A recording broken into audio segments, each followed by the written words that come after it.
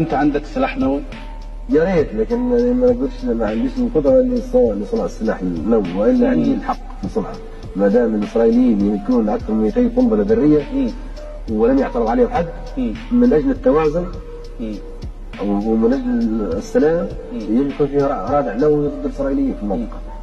انت الان تعيش وليبيا تعيش تحت مقاطعه سببها قضيه معروفه اسمها قضيه لوكربي. دون الدخول في تفاصيل، هل أنت ضميرك مستريح أنك لم تسلم الاثنين المتهمين؟ يعني تشعر أن هذا هو القرار السليم؟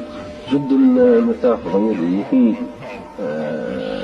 دول منسوب إليهم الاتهام عشان أكون دقيق. نحن نتأذى ونتعذب من أجل كرامتنا، ولا سلم أولادنا حتى لو سنين العسل بعد ذلك.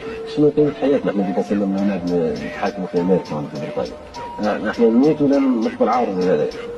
حتى الآن كلهم يرونك أخطر رجل في العالم، لماذا تراك السياسة الأمريكية مصدرا للخطر بالنسبة لك؟ واضح جدا، أنا يمثل نظام جديد، المرحلة الثالثة من تطور البشرية، الملكية، الجوهرية، الجماهيرية. الجماهيرية تعني سلطة الشعوب، تعني ان الشعب يملك الثروه، يملك السلطه، يملك السلاح. معناها تنتهي الشركات الاحتكاريه ومتعدده الجنسيات، تنتهي الجيوش، تنتهي الاحداث العسكريه، تنتهي الحكومات والبرلمانات والاحزاب والطبقات بكلها تنتهي. هذا الشيء معناها بيفوض النظام، وانه الان امريكا بتطحن به العالم. امريكا عاوزه تقود العالم في اتجاه، وانا عندي نظريه تدعي الى اتجاه مضاد تماما.